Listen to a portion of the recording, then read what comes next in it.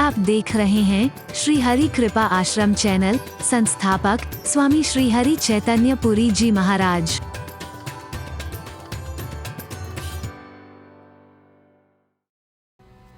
सचमुच जो हमारे विचारकों का चिंतन था, अवध निवासी सबके सब उसे स्वीकार करते हैं।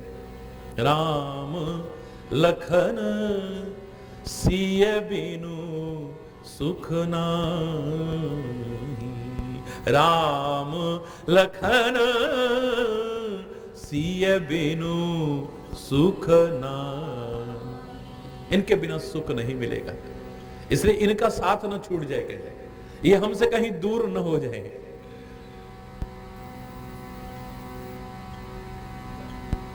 बेहतर यही है कि क्यों ना इनके साथ ही हम चलते हैं। जब हमारे परमात्मा, हमारे स्वामी, हमारे प्रेमास्पद जंगल के कष्टों को उठाने को तैयार हैं, अगर उनके साथ रह करके हमें कष्ट भी मिलेंगे तो कष्ट जैसे नहीं लगेंगे। हरि बोल। वो कष्ट जैसे नहीं लगेंगे। लेकिन इतना जानते हैं हम कि अगर प्रभु हमसे दूर हो गए तो ये सुख सुविधाएं भी हमें कष्ट जैसी प्रतीत होंगी, दुखदायी होंगी, और उनके साथ रह करके वो दुख भी हमें सुखदायी होंगे। साथ उनका चाहिए, बेकार हो जाएगा। उसके बिना हमारा अस्तित्व क्या है? जब प्रभु ही दूर हो गए, तो परमात्मा ही हमसे दूर हो गया, तो हम परिभोग। मैंने कहा ना, अपने आप को अवध बना लो, तो अवध उसके बिना फिर कहां है? वो इसमें से निकल जाए तो ये तो ढह जाएगी। हरि बोल।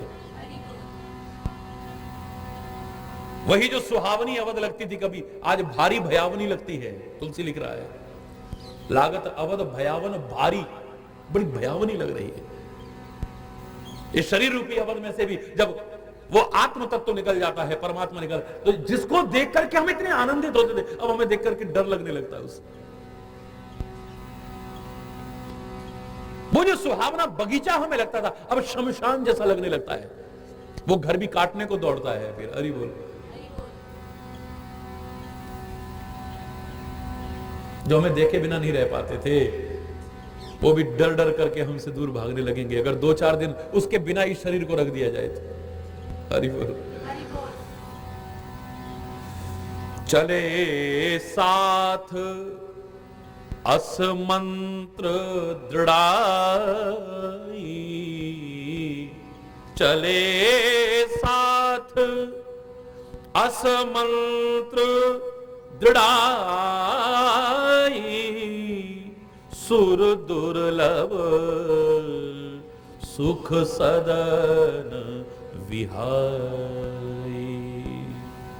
ऐसा दृढ़ मंत्र करके, या मंत्र का तात्पर्य दृढ़ सलाह करके, मंत्रणा करके। मुझे लग रहा है कि इस अवधपुरी में एक सुमंत्र नहीं है, पता नहीं कितने सुमंत्र है।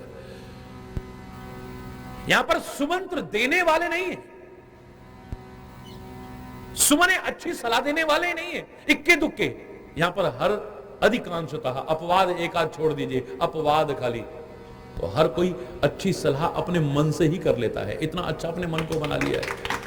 यहां पर मन को मारना नहीं है, मन को लोगों ने साधक बना लिया है, क्योंकि मन ही तुम्हारा मुक्ति का भी कारण है और बंधन का भी कारण है। ये मन ही तुम्हें अच्छे मार्ग पर भी ले जाता है, ये मन ही तुम्हें कुमार्गों पर भी ले जाता है। मन को मारने का विचार नहीं आता है यहां पर, और तुम कर भी लोगे तो मन को मारोगे क्या? हरि बोल। ये मरेगा भी नहीं। हरि बोल। ये तुम्हारे मारने से मरने वाला नहीं है, अति सूक्ष्म है ये। पागल कहेंगे लोग तुम्हें, मूर्ख कहेंगे, अज्ञानी कहेंगे तुम्हें, अगर मन मारने की चर्चा करोगे तो। हवा को क्या मारोगे तुम, और काहे से मारोगे उसे? हरि बोल। पानी को मारोगे, तुम्हें देख करके लोग पागल कहेंगे, क्या को मार रहे हैं? बोले पानी को मार रहे हैं।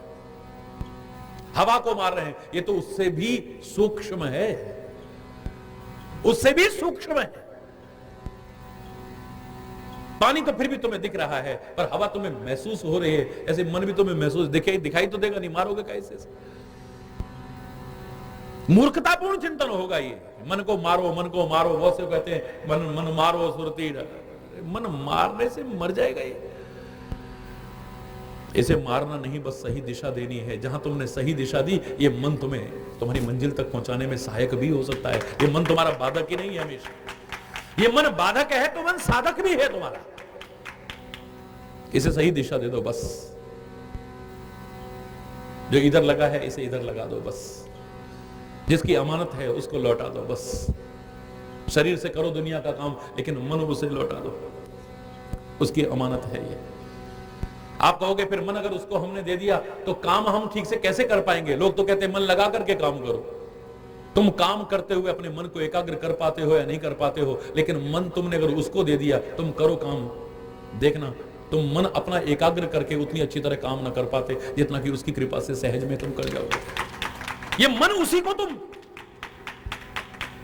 हरि बोल, ये है उसी की अमानत। ये चले, यहां तो सब सुमंत्र हैं, एक ही सुमंत्र नहीं है यहां पर, सब अच्छी मंत्रणा करने वाले हैं, खाली देने वाले नहीं है। अस सब ही विचार कीन मन माही, राम लखन सिय बिनु सुख नाही। जहां राम तहाँ सबुई समाजू। परमात्मा नहीं है तो कुछ भी नहीं है, और परमात्मा है तो सब कुछ है, इतना याद रखना। जहां राम रहेंगे सारा समाज अब हमारा वहीं पर रहेगा। बिन रघुवीर अवध नहीं काजू। बिना रघुवीर के, बिना परमात्मा के अयोध्या में हमारा क्या काम है? काम भी करना है तो फिर उससे दूर रह करके थोड़ी ना। यहां पर तात्पर्य खाली शरीर से ही नहीं है, मन उधर लगाए रखते हुए करना है। लोगों के साथ संबंध तोड़ना नहीं है, लेकिन उसके नाते से लोगों को अपना मानना है। वरना तो आप सब जानते हैं कौन किसका है, कितना है। सब पोल समय आने पर सबकी खुल जाती है। हरि बोल। जितने सब अपना अपना अपना अपना कहते थे, ढोल बजाते थे, सबकी पोल खुल जाती है। हरि बोल, हरि बोल। तो ये सारी की सारी पता चल जाएगा आपको कि कौन अपना है, कौन पराया है। ये कहने की आवश्यकता नहीं पड़ेगी, बिना उसके कौन अपना है। खाली कभी कभी कह देते हो, सुख के सब साथी, दुख में न को मेरे राम, मेरे राम, तेरा नाम एक साचा दूजा न को। सुख के सब साथी, लेकिन सचमुच जो अपना साथी था, सचमुच जो अपना सगा था, हमने उसे हमेशा अपना पराया समझा। जो हमारे इतना करीब था उसे हमने दूर समझा, और जो सचमुच दिल से हमसे बहुत दूर थे उन्हें करीब समझते रहे और धोखा खाते रहे और रोते रहे, पछताते रहे। यही हम करते रहे और कुछ नहीं। जिनका साथ एक दिन छूट जाएगा उन्हीं का साथ पकड़ते रहे, जिन्होंने साथ एक दिन छुड़ा लेना है बस उन्हीं का साथ पकड़ते रहे। हरि बोल, हरि बोल। ये जानते हैं कि किसका साथ करना चाहिए, किसका साथ सुखदायी है और किसका साथ दुखदायी है। प्रभु के बिना अब हमारा अयोध्या में क्या कार्य है? और यह भी अगर कह दिया जाए कि अयोध्या तो वही है जहां राम है, हरि बोल। कोई जरूरी नहीं कि वही अयोध्या हो जहां पर राम ने जन्म लिया है। मैं तो कह रहा हूं राम जहां है वहीं पर अयोध्या है। तुम्हारे अंदर में राम है वहीं अयोध्या है, जहां पर राम है वहीं पर अयोध्या है। जहां राम तहां, जहां राम है वहीं अयोध्या है। हरि बोल। हमारे महापुरुषों ने हमें थोड़ा सा संकीर्णताओं से ऊपर उठाने की कोशिश की। तीर्थों की गरिमा अपनी है, बहुत अच्छी बात है। धर्म स्थलों की अपनी गरिमा है, इसमें कोई संदेह की बात नहीं है। हरिचंद्र ने कम नहीं कर सकता है उसकी। उपासना स्थलों की गरिमा को कम करने की शक्ति और सामर्थ्य और मूर्खता मैं कह रहा हूं मैं कहां से कर लूंगा। लेकिन हमारे महापुरुषों ने कहा है कि खाली इतने तक मत रहिए, खाली इतने तक मत रहिए। कबीर जैसा उठ करके कहता है ठीक है, काशी में मरने से ही मुक्ति होती है, काश्याम मरणात मुक्ति, काशी में मरने से ही मुक्ति होती है। तो इसका तात्पर्य फिर अच्छा जीवन जी करके कहीं और रहने की तो आवश्यकता नहीं, सारी दुनिया काशी में बस जाएगी। हम तो कहते तुम जहां रहो उसे काशी बना दो, उसे अवध बना दो, उसे प्रयागराज बना दो ना, उसे तीर्थ बना दो। कौन से चरण धन्य है, चरण राम तीर्थ चली जाए, राम बसऊ तिनके मन माही। जो तीर्थों पर चल करके जाते हैं चरण जिनके, उनके हृदय में बस जाओ। खाली चरणों से तीर्थों पर चल करके जाने वाले के हृदय में राम बस जाएगा। ये अधूरा अर्थ करते हैं हम। अगर गहराई से सोचेंगे तो अर्थ आएगा, जिसके चरण जहां चल करके जाए वो जगह तीर्थ बन जाए, उसके हृदय में निवास करो परमात्मा। कबीर कहता है फिर तो अच्छे कर्मों का कोई महत्व ही नहीं रहा, भगवान की भक्ति का कोई महत्व ही नहीं रहा।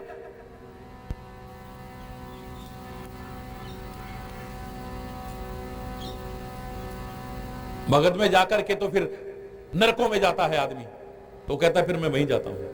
हरि बोल। एक तरफ कहते हैं भगवान का नाम लो तुम्हारा जीवन अच्छा बनेगा, नरकों की यातनाओं से बच जाओगे। यहां भी तुम्हारा जीवन नरक नहीं बनेगा और उन नरकों की यातनाएं भी नहीं झेलोगे। अच्छा जीवन जियो, अच्छा आचरण रखो, अच्छा चरित्र रखो, तुम्हारा जीवन अच्छा बनेगा।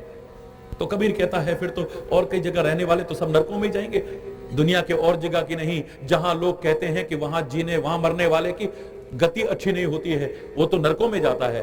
प्रभु का नाम लेते हुए मैं वहां जाकर के ही शरीर का त्याग करूंगा। और मैंने सुना है अंत काले च मामेव स्मरण मुक्त्वा कलेवरम, अंत समय में भी मेरा स्मरण करते हुए अगर शरीर का परित्याग कर देता है तो परम गति को प्राप्त करता है। ये सब वचन मिथ्या हो जाएंगे वरना। खाली काश्याम मरणात मुक्ति, खाली काशी में मरने से ही मुक्ति होती है, ऐसा नहीं है। हरि बोल। इसके अर्थ हम अधूरे लगा रहे हैं। फिर तो अच्छे जीवन का कोई महत्व ही नहीं रहा, प्रभु नाम का कोई महत्व ही नहीं रहा, भक्ति का कोई महत्व ही नहीं रहा, चरित्र का कोई महत्व ही नहीं रहा। अच्छा जीवन जीते हुए तुम जहां रह रहे हो वहां पर प्रभु कृपा के प्राप्त हो सकते हो, और अच्छा जीवन नहीं जी रहे हो, आचरण अच्छा नहीं है, कर्म अच्छे नहीं है, वाणी अच्छी नहीं है, व्यवहार अच्छा नहीं है, सोच अच्छा नहीं है, तो याद रखना तुम चाहे बनारस में रहो, चाहे काशी में रहो, चाहे मक्का मदीना में रहो, चाहे अमृतसर में रहो, चाहे मथुरा वृंदावन कामवन मथुरा कहीं पर भी क्यों ना रहो, कुछ भी मिलने वाला नहीं है। दावे से कह रहा हूं, थोड़ा सा सोच को विस्तृत करने की कोशिश कीजिए और इसकी विस्तृत व्याख्या करने की कोशिश कीजिए, परते उघाड़ने की कोशिश कीजिए, थोड़ा संकुचित अर्थ करने की, संकीर्ण अर्थ करने की कोशिश मत कीजिए। बहुत सी चीजें ऐसी कही नहीं जाती, अंडरस्टूड होती हैं, ये उसमें स्वाभाविक ही समझने की हमें कोशिश करनी चाहिए। हमें नहीं रहना अयोध्या में, हम तो जा रहे हैं। अगर राम ही हमारा चला गया तो हम यहां क्या करेंगे। हरि बोल। बेनु रघुवीर अवध नहीं काजू, बिना रघुवीर के अयोध्या में हमारा क्या कार्य है, अवध में हमारा क्या कार्य है। चले साथ असमंत्र दृढ़ाई, सुर दुर्लभ सुख सदन विहाई।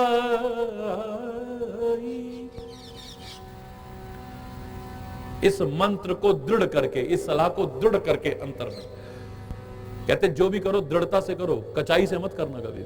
हरि बोल।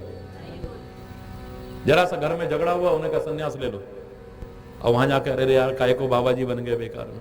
हरि बोल। जरा घाटा पड़ गया, उन्हें कहा चलो बाबा जी बन जाओ भाई, और वहां जाकर के अरे यार इससे तो वहां अच्छे थे कम से कम। हरि बोल। तो जो करो दृढ़ता के साथ करो ना, फिर परिपक्व होकर के करो।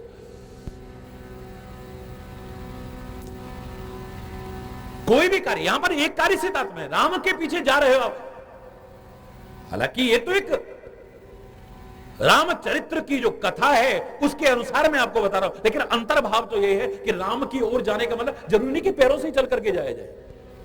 राम की ओर जाना कहां है, राम तो हमारे पास है। हरि बोल।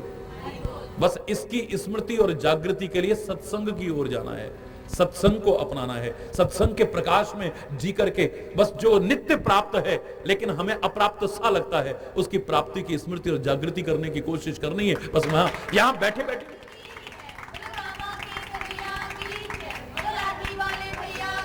अध्यात्म पथ का चलना इस चलने से थोड़ा सा भिन्न है।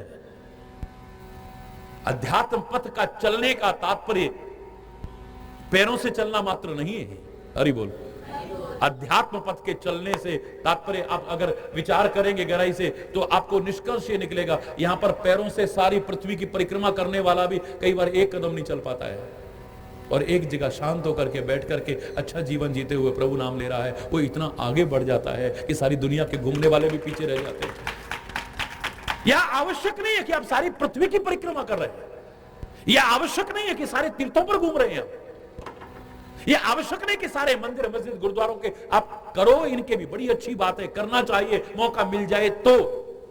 बहुत महत्ता है, तीर्थों की अपनी महत्ता है, उपासना स्थलों की अपनी महत्ता है, परिक्रमा की अपनी महत्ता है, और लोक दर्शन की भी अपनी महत्ता है। मैं खुद जानता हूं, मैंने पूरे भारत की जब ईश्वर की कृपा से पद यात्रा की, मुझे बहुत कुछ मिला है। हर तरह के लोग मिले हैं, हर तरह की विचारधारा मिली है, हर तरह का चिंतन मिला है, हर तरह की परिस्थितियों का आमना सामना करना पड़ा है।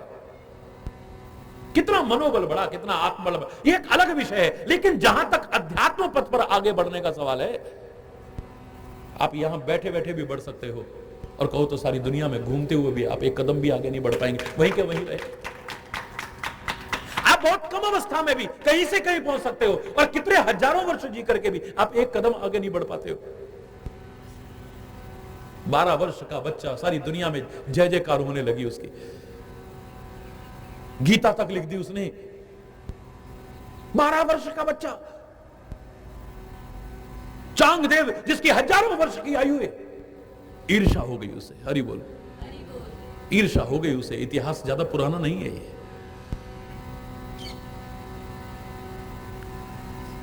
लगा अच्छा, बड़ा दुनिया उसकी जय जयकार कर रही है। एक पत्र लिखते हैं उसको। अब पत्र क्या लिखे? जिसने इतनी बार काल को पराजित कर दिया हो, इतने हजार वर्ष जिसकी आयु हो, अब वो एक छोटे से बच्चे को पत्र लिखेगा तो परम पूज्य आदरणीय महाराज तो लिख नहीं सकता है। अभिमान आड़े आता है, अहंकार आड़े आता है, कहीं पद का अहंकार आता है, कहीं जाति का अहंकार आता है, कहीं ज्ञान का अहंकार आता है, कहीं तप का अहंकार आड़े आता है, कहीं अवस्था का, पता नहीं कौन कौन से अहंकार हमें। हरि बोल। आदरणीय तो लिख नहीं सकते हैं, और जिससे सारी दुनिया पूछ रही है उसे बच्चा करके भी नहीं लिख सकते हैं। बड़ा धर्म संकट में पड़ गया चांगदेव, और कोरा कागज भेज दिया वहां पर। चांगदेव महाराज ने भेजा है और उत्तर मांगा है। बालक लिखता है, क्या नाम था बालक का बताओ? है? हरि बोल। कौन? बालक लिख करके भेजता है, जोर से बोलिए, संत ज्ञानेश्वर जी महाराज। हरि बोल। बहुत सुंदर, मैं आपको पहले कथा सुना चुका हूं। संत ज्ञानेश्वर जी महाराज। ज्ञानेश्वर गीता आप पढ़ते हैं, कितनी प्यारी गीता है। हरि बोल।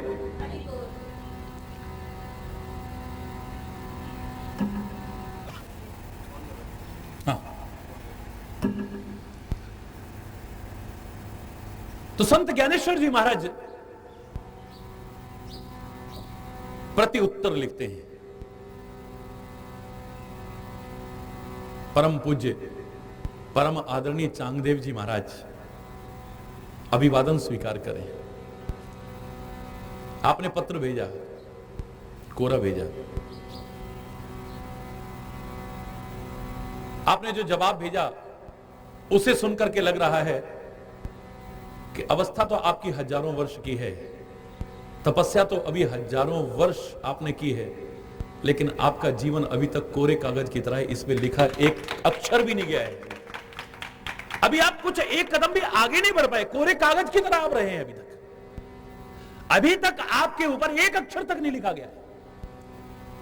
आपका अहंकार बता रहा है। हरि बोल।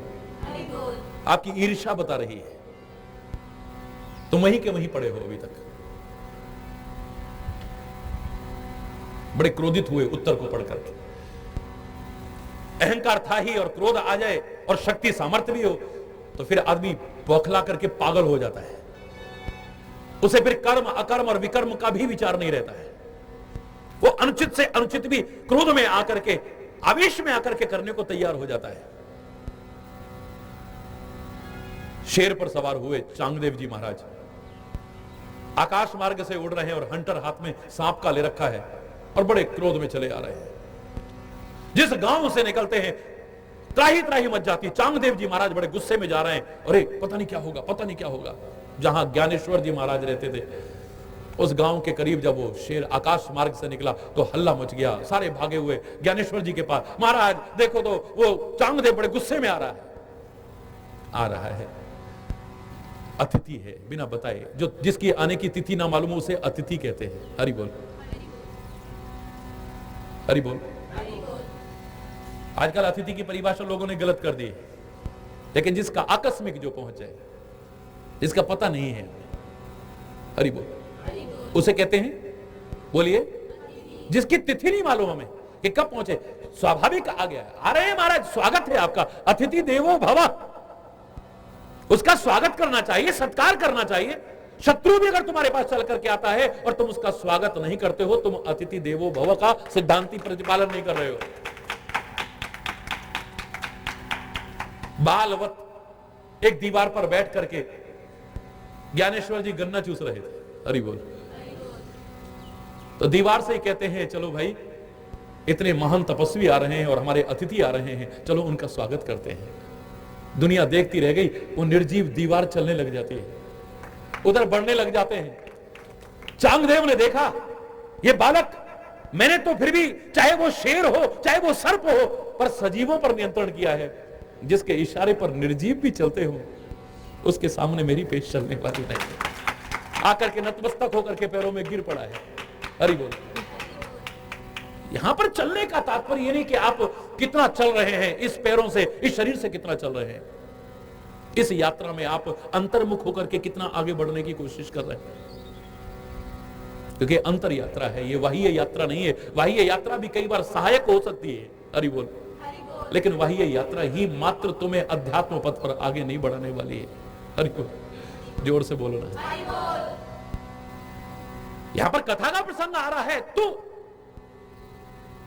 राम जंगल में जा रहे हैं तो राम के साथ ही हम चलते हैं। यहां पर भाव यह है, वरना यह है कि राम को हमेशा साथ रखना है, राम को कभी अपने से दूर। राम से तात्पर्य वही एक परम सत्ता, जिसे आप राम कहो, कृष्ण कहो, शिव कहो, अल्लाह कहो, वाहेगुरु कहो, खुदा कहो, मेरा कोई विरोध नहीं है। अपनी अपनी भावना से जिस नाम से उस सत्ता को पुकारो, लेकिन जो चलने की कोशिश करो, दृढ़ता से चलने की कोशिश, ये नहीं कि बीच में ही फिर डगमग आ गए। हरि बोल। और यहां पर प्रभु की ओर चलने से ही तात्पर्य नहीं है, जिस मार्ग पे भी चलने की कोशिश करो, दृढ़ता से चलने की कोशिश करना। कचाई नहीं होनी, परिपक्वता होनी चाहिए आपके अंदर। जो लक्ष्य आप बना लेते हो उसकी ओर फिर दृढ़ता से चलने की कोशिश करो। चले साथ असमंत्र दृढ़ाई। पहले तो मंत्र मन में किया है, सलाह मन में की है कि ऐसा हमें करना है। अब इस मंत्र को दृढ़ा लिया है, अब दृढ़ हो गया है मंत्र। हरि बोल। चले साथ असमंत्र दृढ़ाई, सुर दुर्लभ सुख सदन विहाई। अवध में हर घर में देवताओं को भी दुर्लभ जो सुख सुविधाएं होंगी, ऐसी सुख सुविधाएं थी। हरि बोल। अभी विचार कर रहे हैं अपने मन में, तो विचार किए बिना कुछ भी मत करिएगा। ये पहली शिक्षा है। जितने अयोध्यावासी हैं सब विचार कर रहे हैं अपने मन में। हरि बोल। एक नहीं, सभी लोग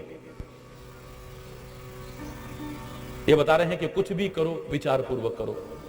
कोई कर्म करो तो, किसी से व्यवहार बनाओ तो, किसी से संबंध बनाओ तो, किसी से कुछ बोलने की कोशिश करो तो बिना सोचे समझे मत करना, वरना पश्चाताप हो सकता है, वरना ग्लानि का सामना करना पड़ता है। वरना तुम्हें प्रायश्चित करना पड़ सकता है, वरना शर्मिंदगी का सामना करना पड़ सकता है।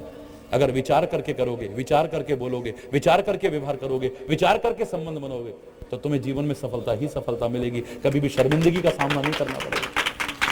सरल शब्दों में आप कहते आए हैं, बिना विचारे जो करे सो पाछे पछताए, काम बिगाड़े आपनो जग में होत हंसाए। दुनिया हंसती है, बड़ा समझदार बनता था, देखो तो जरा।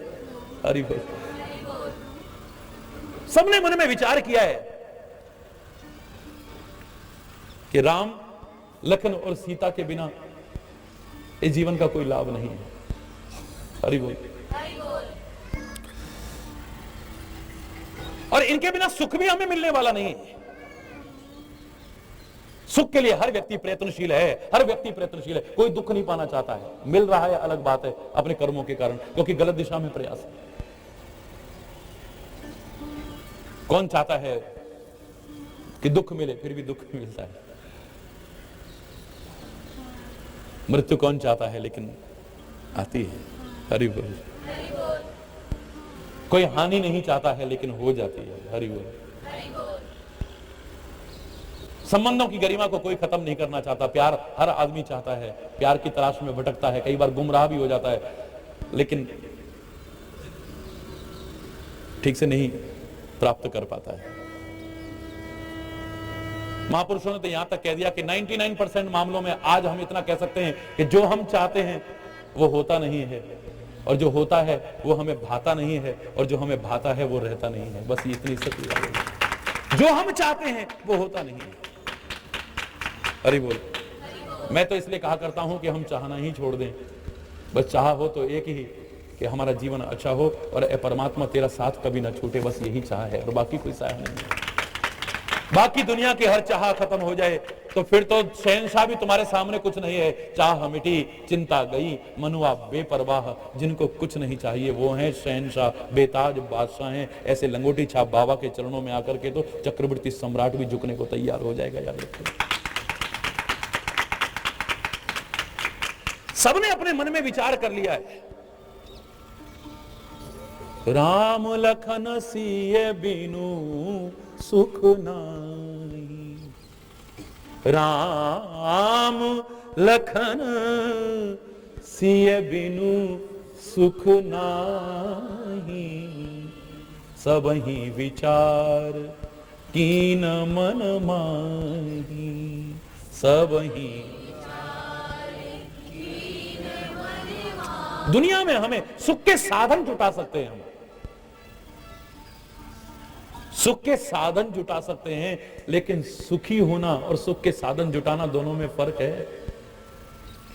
याद होगा मैंने एक बार कहा था कि सुख में और सुखी में, दुख में और दुखी में, कम में और कमी में बहुत अंतर है। There is lots and lots of difference. Hari बोल। कम में और कमी में कितना अंतर है। कम पदार्थ होना दुख का कारण नहीं है, लेकिन कमी महसूस होना दुख का कारण है। मेरे घर में लाइट भी नहीं है, लेकिन मैं मस्त हूं। एक के घर में लाइट भी आ गई है, कलर टीवी भी आ गया है, वीसीडी भी आ गया है, फलाना भी आ गया है, एसी भी लग गया है, हर साधन लग गया है, लेकिन केबल का कनेक्शन नहीं लिया है। कलेश होता है घर में, क्योंकि कमी महसूस हो रही है। एक चीज की जब कमी महसूस होती है तब कलेश होता है। एक छोटा सा उदाहरण बता रहा हूं मैं तो। कम पदार्थ होना दुख का कारण नहीं है, कमी महसूस होना दुख का कारण है। और कमी कब महसूस होती है हमें? जब हम तुलना करते हैं, कंपैरिजन करते हैं। बस कंपैरिजन गलत कर लेते हैं, तुलना गलत कर लेते हैं। हम सुख में अपने से ऊपर वाले को देखने लग जाते हैं और दुख में अपने से नीचे वाले को देखते हैं।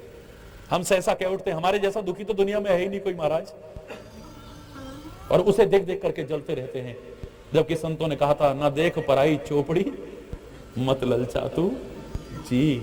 क्यों ललचा रहा है? दुखी होता रहे। आगे बढ़ने के तू प्रयास मत कर, हम ऐसा नहीं कह रहे हैं। आगे बढ़ने के प्रयास तू करता रहना, तरक्की की मार्ग पर खूब आगे बढ़ना, तू चरम सीमा पर पहुंचना, चरमोत्कर्ष प्राप्त करना, हमें कोई अतरा है। लेकिन वर्तमान में जिस हाल में संतुष्टि रख तू अपने जीवन में, अगर संतोष नहीं है तो तू दुखी होता रहेगा, और संतोष है तो दुनिया के सारे धन भी धूली के समान बताए हमारे महापुरुषों ने। बेकार है। गौधन, गजधन, बाजधन और रतन धन खान, जब आवे संतोष धन, सब धन धूरी समान। कितना भी तेरे पास हो जाएगा, तू सुखी नहीं होगा कभी भी। याद होगा एक बार मैंने बताया था, क्योंकि सारे विश्व में लोग इतने प्यार से नियमित सुनते हैं, सुबह भी सुनते हैं, रात को भी लोग सुनते हैं। लोग तो एक प्रवचन नहीं छोड़ते, और मैं तो इतना रो पड़ता हूं जब लोगों का प्यार देखता हूं।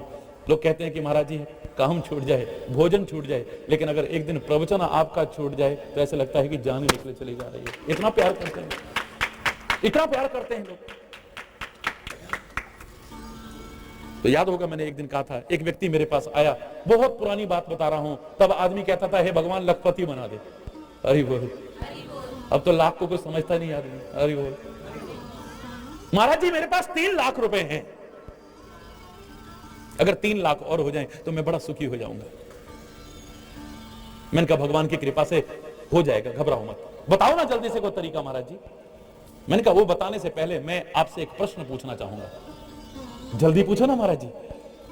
मैंने कहा 1 किलो दूध के अंदर कितना दूध मिला दूं कि दूध में मिठास आ जाए। हरि बोल। बोले महाराज जी आपका तो सारी दुनिया में इतना नाम है, आप तो इतने विद्वान हैं, आपके मुंह से ये बात अच्छी नहीं लग रही। मैंने कहा क्यों, मैंने क्या गलत कह दिया? बोले महाराज जी 1 किलो दूध में कितना दूध मिला दें तो मीठा। अरे 1 किलो दूध में 1 किलो तो क्या, 1 टन तो क्या, एक देश का दूध तो क्या, सारी दुनिया का भी दूध मिला दो। 1 किलो दूध में कितना भी दूध मिलाने से मिठास नहीं, और 1 किलो तो क्या 100 ग्राम भी दूध हो उसमें चीनी डाल दो, उसी में मिठास आ जाएगी। चीनी दूध में दूध मिलाने से मिठास नहीं आती है, उसमें चीनी मिलाने से मिठास आती है। मैंने कहा तो फिर 3 लाख में तो 3 लाख तो और क्या, तीनों लोगों की संपत्ति भी मिला लेना। अगर तू सुखी नहीं हो सकता तो कभी नहीं हो पाएगा, लेकिन अगर तू होना चाहेगा 3 लाख तो क्या 30,000 भी तेरे पास न हो, अगर संतोष की मिठास तूने उसमें डाल दी तो तेरे को सुख की मिठास अपने आप आने लग जाएगी। संतोष की चीनी अगर डाल दी तेरे को आनंद आने लग जाएगा।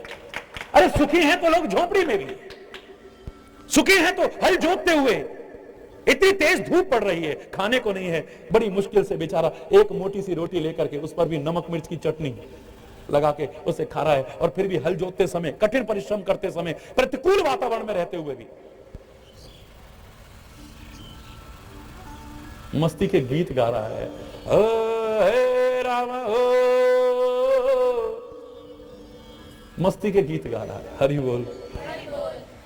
इतनी प्रतिकूलता में जीता हुआ भी, और दूसरा महल में रह रहा है, एयर कंडीशन बंगले में रह रहा है, लेकिन जल रहा है बेचारा। हरि बोल। बड़े बड़े धनाढ्य लोग भी हमारे पास तो आते हैं, अरबपति खरबपति लोग, दुनिया के जो धनाढ्य लोग वो भी आकर के, मैं औरों की क्या कहूं, मेरे पास ऐसे ऐसे लोग आते हैं जिनकी आप कल्पना भी नहीं कर सकते हो। ऐसे ऐसे उद्योगपति जिनके नाम से ही आप वो करते होंगे, वो सारे आते हैं, रोते हैं बेचारे। कोई तन से दुखी है, कोई मन से दुखी, कोई धन से दुखी, कोई स्त्री से दुखी है, कोई पति से दुखी है, कोई संतान से दुखी है, कोई कर्मचारियों से दुखी है, कोई किसी चीज से दुखी, कोई। हरि बोल। सुखी है तो एक झोंपड़ी वाला भी है। हरि बोल। मैं नहीं कह रहा तरक्की के उपाय मत करना, लेकिन याद रखना सुख का आधार इन चीजों में नहीं है, सुख का आधार तो तुम्हारे अपने अंदर है। जो बाहर खोजने की कोशिश करता है उसे तो पशु तुल्य कहते हैं, और पशुओं में भी श्वान तुल्य कहते हैं उसे।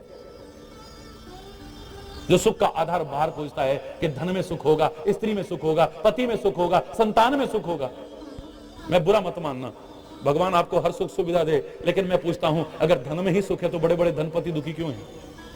बोलो ना, सुखी हो जाना चाहिए थे ना। अगर संतान में दुखी है तो कितने लोगों के, तो मैं सुन चुका महाराज ऐसी औलाद तो ना होती तो अच्छा था, होते मर जाती तो अच्छा था। क्यों क्यों? संतान में सुख होता तो इनको क्यों नहीं मिल रहा है? पति में अगर सुख है तो तलाक लेने को क्यों तैयार है आदमी? पत्नी में सुख है तो उसे छोड़ने को या मारने तक को लोग, आज तो यहां तक ग्रह लक्ष्मी को मार करके लक्ष्मी की पूजा करते हैं। हरि बोल। जिस देश में यत्र नारस्तु पूज्यते रमनते तत्र देवता का संदेश था, वहां पर क्या हालत करते हैं। हरि बोल।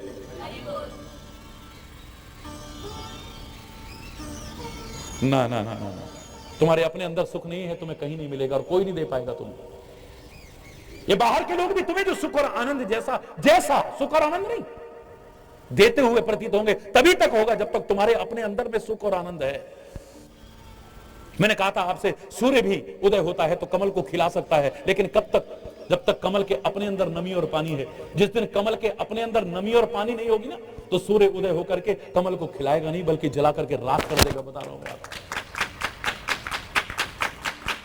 कमल खिल उठता है सूर्य के उदय, सूर्य उदय होकर के कमल को खिलाता है, लेकिन कब तक? जब तक उसके अपने अंदर नमी और पानी है, उसके अंदर कुछ है। जब उसके अपने अंदर नमी और पानी नहीं रहेगा, ऐसे बूढ़े बैल को कौन बांध भूस दे, हरि बोल, डंडे ही मारेंगे फिर, हरि बोल। बुड्ढो मरे ना आए, अरे बोल, ए रात भर खो खो खो खो करे, सोन भी ना आवे भैया, हरि बोल। ये वही है, ये वही है जिसका सम्मान करते थे कभी। अब बेचारा कुछ देने लायक तुमको नहीं रहा है, कुछ करने लायक नहीं रहा है, अब तुम्हें उसको भार जैसा लगने लगा है। बोलो ना, नहीं हो रहा है ऐसा? मैंने तो एक दिन कहा था, इससे बड़ी शर्म की बात क्या है, जिन्होंने 9-10 महीने गर्भ में हमारा भार उठाया था, जन्म देकर के गोदी में हमारा भार उठाया, लेटे तो हमारी छाती पर हमारा भार उठाया, घुमाने लेके कंधे पर हमारा भार उठाया।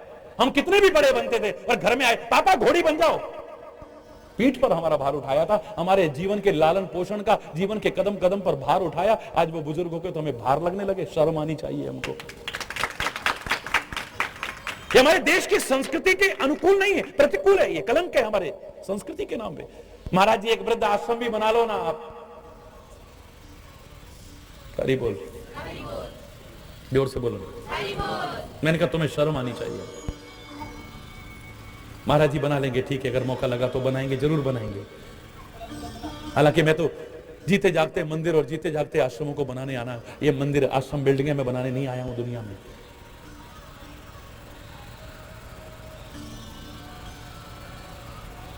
लेकिन शर्म आनी चाहिए तुम्हें। आज बुढ़े हो गए तो तुम उन्हें वृद्ध आश्रमों में छोड़कर रहे, तो अब तुम उनकी सेवा नहीं कर सकते? 8 और 10-10 आदमी के परिवार को एक आदमी ने पाल लिया, और आज वो बुजुर्ग हो गया तो 10 लोगों से एक आदमी नहीं पाल रहा। तुम्हें शर्म आनी चाहिए। क्या कर रहे हो तुम लोग? सोचो जरा इस बात। एक बाप 10 बच्चों को पाल देगा, लेकिन हालांकि मैं 10 बच्चे वाला उदाहरण नहीं देना चाहता। आज जनसंख्या इतनी बढ़ती जा रही है, हमें जागरूक होना चाहिए, हरि बोल। जनसंख्या नियंत्रण में अपना सहयोग देना चाहिए, हरि बोल, क्योंकि सारी समस्याओं की जड़ यहीं से हो रही है। साधन सीमित हैं और उपभोग करने वाले बहुत बढ़ते चले जा रहे हैं, हरि बोल। लेकिन मैं उदाहरण देने की, एक इसे अन्यथा मत लीजिएगा। एक बाप 10 बच्चों को पाल लेगा, लेकिन 10 बच्चे मिलकर के एक बुढ़े बाप को नहीं पाल सकते हैं, हरि बोल।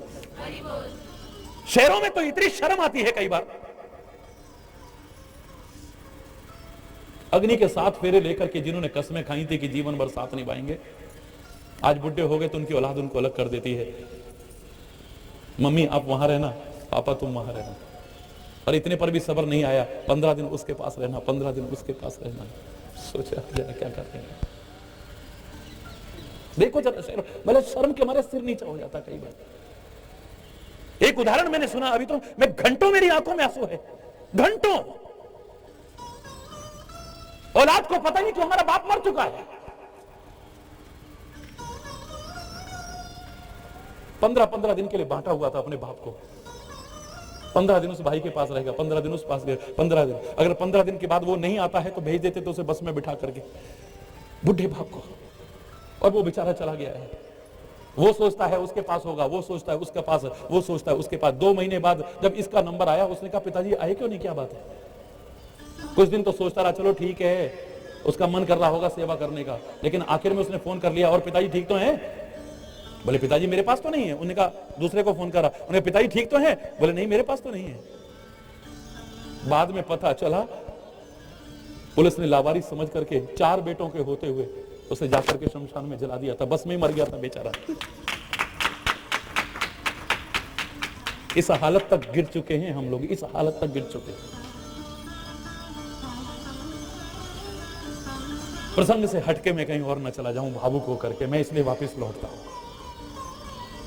सुख का आधार इनमें नहीं है जिनमें आप समझ रहे हो। इस सुख जैसा जो तुम्हें नजर आता है, ये सुख नहीं, तुम्हारे अंदर सुख नहीं। कोई तुम्हें सुख नहीं दे सकता, कोई तुम्हें आनंद नहीं दे सकता है। महाराज जी की बातों में कितने कितने लाख आदमी होते हैं, मगन हो जाते हैं, झूम उठते हैं। लेकिन जिसका मन अंदर से दुखी होगा, महाराज जी की बात तो क्या, कितना भी मनोरंजन के साधन भी चल रहे हैं, वो कहे बंद करो यार, मेरा मन ठीक नहीं है। लोगों को आनंद आ रहा है, लोग तालियां बजा रहे हैं, लोग वाह वाह कर रहे हैं, लेकिन उसे अच्छा नहीं लग रहा जिसका मन अंदर से दुखी है, जिसका मन गमगीन है अंदर से, जो उदास है अंदर से। लोग कह रहे हैं मजा आ गया, मजा। अरे बंद करो यार प्लीज, मेरा आज मन ठीक नहीं है। अंदर अगर सुख नहीं तो बाहर कुछ भी अच्छा नहीं लगता है। जो बाहर सुख और आनंद को खोजता है ना, याद रखना, ये बाहर की चीजें तुम्हारे सुख में वृद्धि कर सकती हैं, तुम्हारे सुख का आधार नहीं है। ये धन, ये स्त्री, ये जायदाद, ये पत्नी, ये पति, ये बच्चे, ये साधन, ये अनुकूलता, ये सारी परिस्थितियां ये आपके सुख में वृद्धि कर सकते हैं। सुख का आधार तो आपके अपने अंतर में है। छोटा सा उदाहरण मैंने एक बार दिया था कि शून्य अगर संख्या के साथ जोड़ दो तो उसकी कीमत 10 गुना हो जाती है, एक और जोड़ दो 100 गुना हो जाएगी। जितना बढ़ाते जाओगे उतने ही गुना उसकी कीमत बढ़ती जाएगी। ये सारे साधन शून्य की तरह हैं, सारे व्यक्ति शून्य की तरह हैं, जो हमारी कीमत तो बढ़ा सकते हैं, लेकिन हमारी कीमत का आधार तो हमारे अपने अंदर, चाहे 1 से लेकर 9 तक ही क्यों ना हो, अगर हमारे अपने अंदर कीमत ना हो, लाख शून्य भी इकट्ठी कर दें, हम अपने आप को हटा लें, इनकी कोई कीमत नहीं है। इसका याद रखिए, ये हमारी कीमत में वृद्धि कर सकती हैं। हमारी कीमत का आधार तो हमारे अपने अंदर में है।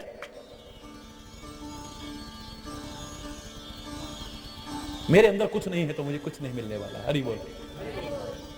और जो सचमुच बाहर, हमारे महापुरुष कहते हैं पशु तुल्य है, और पशु भी नहीं, श्वान तुल्य है, कुत्ते के साथ विशेषता देते हैं ऐसे व्यक्ति को जो विषयों में, भोगों में, विलासताओं में, साधनों में सुख खोजने की कोशिश कर रहा है, अपने अंदर के सुख को जो नहीं जानता है। क्यों देते हैं? इसलिए देते हैं, प्रैक्टिकल उदाहरण है, हजारों वर्ष से सड़क के किनारे एक सूखी और कठोर हड्डी पड़ी हुई है। आप देखिए कभी कुत्ता उसे चूसता है। हरि बोल। देखा कभी? कुत्ता उसे चूसता है, और चूसा किस चीज को जाता है? जिसमें कुछ रस होगा। हजारों वर्षों से सूखी और कठोर हड्डी पड़ी है, उसमें रस नहीं है, वो क्यों चूस रहा है उसे? वो सोचता है इसमें रस आ रहा है, उसे ये पता ही नहीं कि वो हड्डी उसी के अपने मसूड़ों में लगती है, अपना ही खून अंदर आ रहा है, अपने अंदर के खून को हड्डी पर आरोपित कर रहा है। ऐसे तुम अपने अंदर के आनंद और सुख को बाहर की वस्तुओं पर आरोपित कर रहे हो, व्यक्तियों पर आरोपित कर रहे हो, पदार्थों पर आरोपित कर रहे हो, परिस्थितियों पर आरोपित कर रहे हो। तुम्हें पता ही नहीं कि सुख और आनंद का स्रोत तो तेरे अंदर बह रहा है। जिस दिन तू जान जाएगा, तेरे चेहरे की उदासी खत्म हो जाएगी, चेहरे पर प्रसन्नता आ जाएगी, मुस्कुराहट आ जाएगी, हर हाल में मुस्कुराहट आ जाएगी। हरि बोल। एक मस्ती होगी, एक सुरूर होगा, एक नशा होगा फिर। हरि बोल।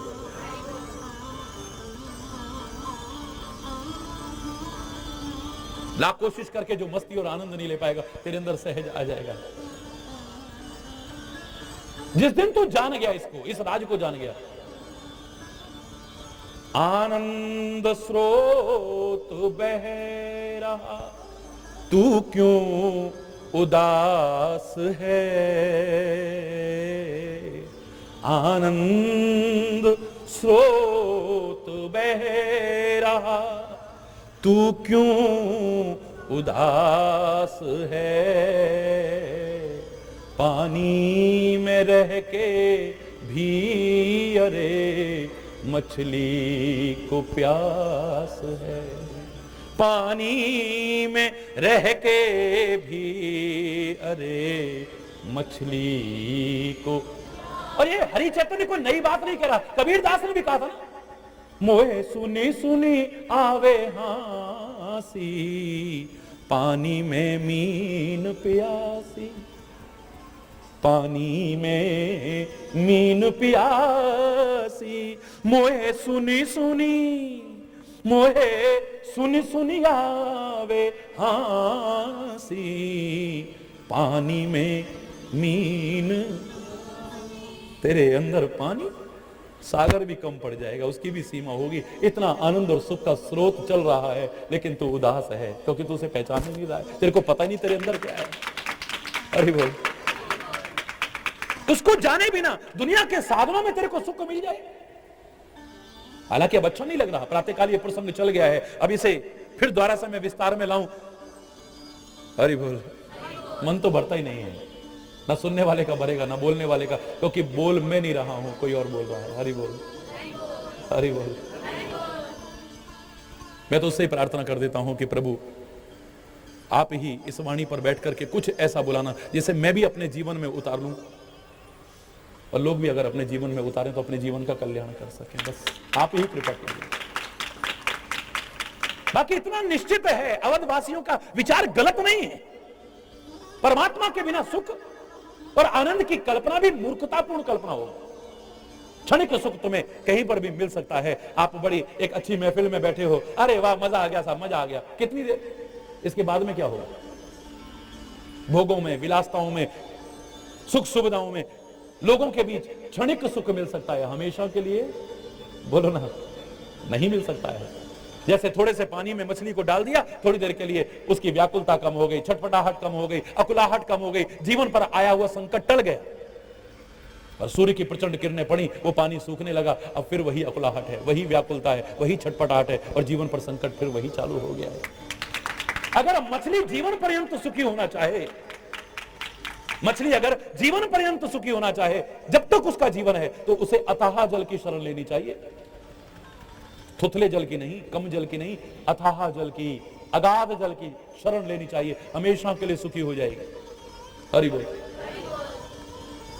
ऐसे ही वो अथाह जिसकी था कोई नहीं पा सका, उसकी शरण ले लो, हमेशा के लिए सुखी और आनंदित हो जाओगे। यही तो विचार कर रहे हैं अवधवासी। सबही विचार कीन मन माही, राम लखन सिय बिन सुख नाहि। राम लखन सिए बिनु सुख नाही। इनके बिना हमें सच्चा सुख और आनंद नहीं मिल सकता है। परमात्मा हमसे दूर नहीं हो सकते कभी भी, लेकिन मूर्खतावश हम दूर कर बैठते हैं। हमें दूरी का एहसास होने लग जाता है। होता हमारे पास ही है, जाता कहीं नहीं है, लेकिन लाभ तभी मिलेगा जब हम जानेंगे। हम प्यासे हैं, जमीन के ऊपर बैठे हैं, उस जमीन के ऊपर जिसमें वाटर लेवल खाली 5, 7, 8 फुट का है। हरि बोल। उधर तराई क्षेत्र में मैं जाता हूं ना, तो वहां तो इतना सा खोदो पानी निकल आता है। हरि बोल। और यहां इस ब्रज भूमि में भी अगर 10-12 हाथ खोदो तो पानी तो निकल आएगा ना, नहीं निकल आएगा? बोलो कितने हाथ में निकलता है?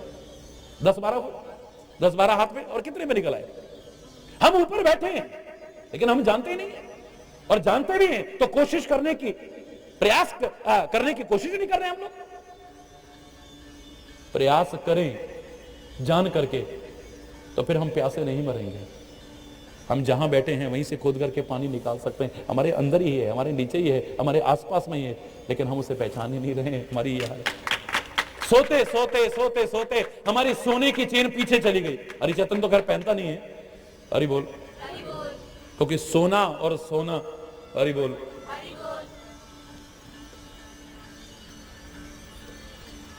हरि बोल है बस।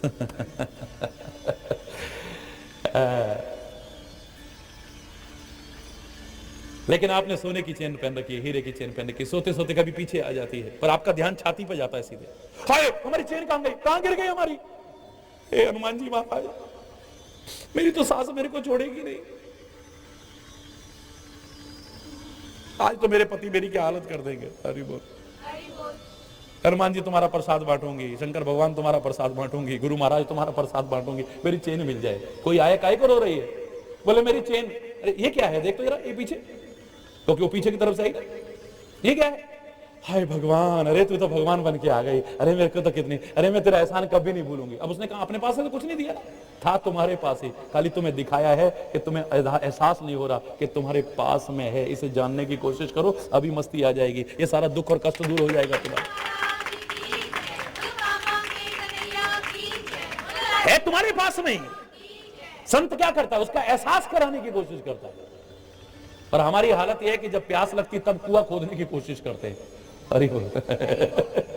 जब तक कुआं बनता है तब तक तो हरि बोल हो जाती है। हरि बोल। तब करते हैं। और कई बार वो भी अपने लिए नहीं करते हैं, दूसरों के लिए। किस तरह से, इतने परोपकारी भी नहीं है हम, लेकिन इस मामले में बड़े परोपकारी बनते हैं। ज्ञान सुनाना हो दूसरे के लिए हमारे पास, अरे देखो ना यार, एक दिन सबने चले ना, चला गया, ठीक है भाई, अब देखो सब्र करो। अपने ऊपर बीते तो हरि बोल। दूसरे को सिखाने के लिए बड़ा ज्ञान है हमारे पास, बहुत ज्ञान है।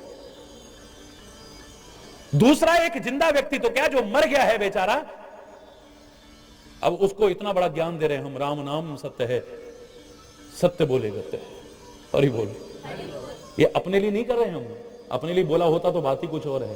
फिर तो जीवन के इस परम सत्य को स्वीकार करके अपने जीवन को अभी से संवारने की कोशिश कर दी होती हमने, और मृत्यु हमारी संवर जाती, मैं दावे से कह रहा हूं। ये अपने लिए स्वीकार नहीं कर रहे हैं, ये किसके लिए बोल रहे हैं? जो बेचारा सुन ही नहीं सकता है। अरे बोल, ये किसको सुनाने की कोशिश? जो सुन नहीं सकता है। ये किसको सुनाने की कोशिश? जो अब समझ नहीं सकता है। ये किसको सुनाने की कोशिश कर रहे हैं? अब जब्त नहीं कर सकता है। अरे बोल, क्योंकि जैसे उसे दूर करते हैं तो फिर तो राम नाम सत्य नहीं है, फिर तो दुनिया ही सत्य है। अरे बोल, फिर तो रिश्ते नाते ही सत्य हैं, फिर असत्य ही सत्य जैसा लगने लग जाता है। एक क्षण बाद ही वहीं पर असत्य चर्चा शुरू हो जाती है। नहीं हो जाती? बोलो। अब तो इतने भी शर्म लिहाज नहीं है कि लोगों को, मैं कई बार मजबूरी में, कई दुख सुख में तो किसी के जाओ भी इस तरह से तो बड़ा दुख होता है उस समय कि वहां पर भी हमें चैन नहीं है। शमशान में भी उठपटांग चर्चाएं शुरू हो जाती है। और एक जगह तो अभी गए तो और क्रिकेट में यार कौन बताओ, लोगों के साथ ऐसा हो गया, वो वहां पर ये चर्चा कर रहे हैं। शर्म नहीं। वहां पर असत्य चर्चा, असत्य चिंतन एक क्षण बाद शुरू हो जाएगा। और जीवन का परम सत्य, अभी एक सेकंड पहले बोल रहे थे, राम नाम ही सत्य है, बाकी सब असत्य है दुनिया में। ये अपने लिए नहीं स्वीकार किया हमने। काश जीवन के रहते, समय रहते अपने लिए स्वीकार कर लिया होता तो बात ही कुछ और होती जो हमारी। अरे बोल, फिर तो सुख। अवधवासी इस बात को जानते हैं, उनके पास ये विचार है, राम लखन सिए बिनु सुख नाही।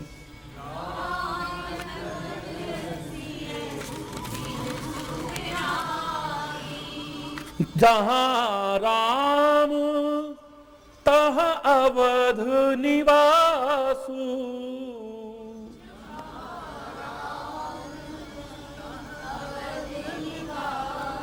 प्रातःकालीन सत्र में इसकी काफी विस्तृत चर्चा हो गई है। परमात्मा कहां नहीं है? और मैं तो कह रहा हूं, जहां प्रभु नाम है, जहां प्रभु का स्मरण है, जहां प्रभु का साथ है, वहीं पर अयोध्या है, वहीं पर मथुरा है, वहीं पे काशी है, वहीं पर बनारस है। उनका भी अपना महत्व है, लेकिन असली तो वहीं पर बन जाता है जहां पर हम ऐसा कर रहे हैं। तुलसी ने एक इशारा किया, छोटा सा इशारा है। हनुमान जी लंका में प्रवेश करते हैं, ये तो आप सुंदरकांड में पढ़ते हैं, मैं सारी कथा नहीं सुना रहा, एक इशारा कर रहा हूं छोटा सा। गयौ दसानन मंदिर माही, अति विचित्र कही जात सुनाही। रावण के मंदिर में गए। हरि बोल।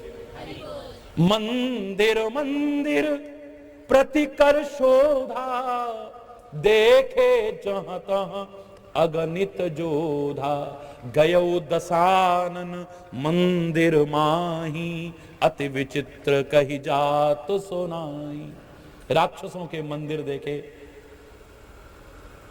रावण का मंदिर देखा, लेकिन जिसका घर ही मंदिर है उसके लिए कहा भवन एक पुण्य दीख सुहावा।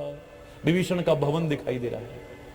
अरे तुलसी तेरे को क्या हो गया? ये राक्षसों के घरों को मंदिर कह रहा है और विभीषण जो भक्त है उसके घर को तू भवन कह रहा है। हरि बोल। ये किसने प्रश्न किया था मेरे से? तो मैंने इतना ही कहा था, तुलसी ये बताना चाहता है कि जहां पर भक्त और संत के चरण पड़े हैं, क्योंकि राक्षसों के और रावण के घर के कोने कोने में मंदिर मंदिर प्रतिकर शोध की है। मैंने यहां भी देखा, वहां भी देखा, वहां भी देखा। आज हम उनका विग्रह विराजमान कर देते हैं तो मंदिर बन जाता है, और जहां साक्षात हनुमान घूम रहा होगा उसको अगर मंदिर कह दिया तो कौन सा पाप कर दिया? बोलिए। उसको अगर मंदिर कह दिया है, जहां हनुमान कोने कोने में घूमता, प्रभु नाम स्मरण करता हुआ कोने कोने में घूम रहा है, उन राक्षसों के घरों को मंदिर कह दिया तो कौन सी मुसीबत? वैसे मंदिर को भी घर कहते हैं, है? मंदिर का अर्थ भवन भी होता है। मंदिर का मतलब वही नहीं है। बड़ा सुंदर पद लिखा ना उसने कि वापिस आए तो अपना महल देखा, तो ये नहीं कहा महल देखा, घर देखा, भवन देखा। मंदिर देख डरे सुदामा, मंदिर देख डरे कहां गई मोरी राम झुपरिया। अरे बोल। मैं पूरा पद नहीं सुना रहा। मंदिर का तात्पर्य घर भी होता है, भवन भी होता है। लेकिन अगर ऐसा है तो राक्षसों के घर को मंदिर कह सकते हो, तो विभीषण के घर को मंदिर क्यों नहीं कहा? प्रश्न अपनी जगह ठीक है बिल्कुल। रावण के और राक्षसों के घरों के कोने कोने में हनुमान जी घूमे, प्रभु का नाम लेते हुए घूमे, लेकिन विभीषण के घर के अंदर घुसे नहीं है। ये दुर्भाग्य कहिए अपने, ये दुर्भाग्य ही कहिए, इतने सौभाग्य होते हुए भी। राम राम ते ही सुमिरन कीना, हृदय हर्ष कपि सज्जन चीना, एहि सन हट कर हूं पहचानी, साधु ते होए ना कारज हानि। विप्र रूप धरि वचन सुनाए, आवाज लगाइए खाली। सुनत तो विभीषण उठता आए, विभीषण उठ करके बाहर आ गए, हनुमान भवन के अंदर नहीं घुसे। तो यहां पर मेरा कहने का भाव, जहां भक्त के और संत के चरण पड़ जाएं, वो घर भी मंदिर बन जाता है, चाहे राक्षस का क्यों ना हो। लेकिन जिसमें भक्तों और संतों के चरण नहीं पड़ते, वो चाहे एक भक्त का भी घरों से मंदिर कहने में भी संकोच होता है।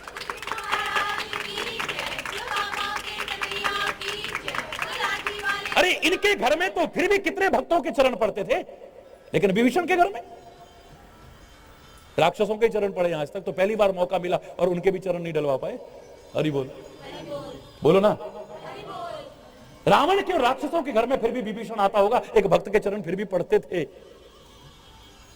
मंदोदरी जैसी परम भक्ता वहां रहती है। हरि बोल। और आज हनुमान के भी चरण पड़ गए हैं, धन्य है।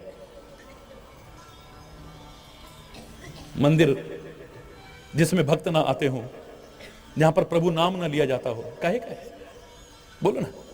उसे पाठशाला क्या कहोगे आप, जहां पर कोई पाठ ना पढ़ाया जाए।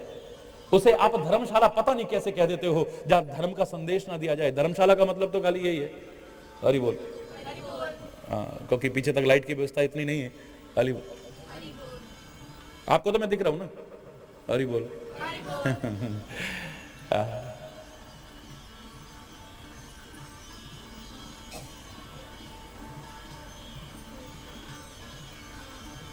नाम धर्मशाला है, लेकिन धर्म का संदेश वहां पे। वो आश्रम क्या, जहां पर सत्संग की चर्चा ना हो, अध्यात्म की चर्चा ना हो, धर्म की चर्चा ना हो, जीवन के कल्याण के मार्ग के बारे में विचार विमर्श ना हो। हरि बोल। जहां पर प्रभु नाम हो, मैं तो कह रहा हूं वो घर भी मंदिर है। और जहां पर प्रभु नाम ना होकर के व्यर्थ चर्चाएं हो, मैं उसको मंदिर भी कहने में संकोच करता हूं। वो मंदिर नहीं है। तुम्हारी निगाह में मंदिर होगा, मेरी निगाह में नहीं है। एक भजन में एक पंक्ति आती थी ना कि प्यासों की प्यास बुझा ना सके, वो उजले घन किस काम के हैं, हो मुग्ध ना मधुकर जिन पर वो निर्गंध सुमन। बोलो ना, किस काम के हैं प्यासों की प्यास, है विदुर भक्त का साग भला, मोहन यूं हंस करके बोले, और बिन श्रद्धा के तेरे मेवे, ए दुर्योधन किस काम के हैं प्यासों की प्यास, है घास फूस की कुटी भली, जिसमें कि प्रभु गुणगान रहे, और बिन हरि चर्चा ऊंचे हो महल, वो बंगले व भवन बेकार है। और बंगले भवन कह रहे हो, मैं तो कह रहा हूं वो मंदिर भी मंदिर कहलाने लायक नहीं है, जहां व्यर्थ का चिंतन होता है, व्यर्थ का वार्तालाप होता है, व्यर्थ की क्रियाएं होती है, गलत आचरण होता है, गलत चरित्र होता है, गलत स्वभाव जहां पर लोगों ने अपना रखा है, गलत कर्म करने की कोशिश कर रहे हैं, वो मंदिर मंदिर नहीं है। और वो घर भी मंदिर है जहां पर लोग अच्छा जीवन जीते हैं। हरि बोल, जोर से बोलो ना। अवध तो वही है जहां राम है। बोलो ना। मैं तो कह रहा हूं इसी को अवध बना लो, बस इसी को अवध बना लो। किसी का वध मत करना, मन से, वचन से, कर्म से किसी का वध करने की कोशिश मत करना। मन में भी किसी के लिए हिंसा का भाव ना आए, वचन से भी कभी किसी की हिंसा ना हो जाए, और कर्म से भी किसी की हिंसा ना हो जाए। इसे ही सुंदर अवध बना लेना। वहां राम आया था, लेकिन यहां राम तुम्हारे अंतर में प्रकट हो जाएगा, निश्चित तौर पर हो जाएगा। फिर राम खाली अवध बिहारी नहीं, तुम्हारा हृदय बिहारी बन जाएगा। हरि बोल। कृष्ण खाली वृंदावन बिहारी नहीं होगा, तुम्हारा हृदय बिहारी बन जाएगा। हरि बोल। जोर से बोलो ना।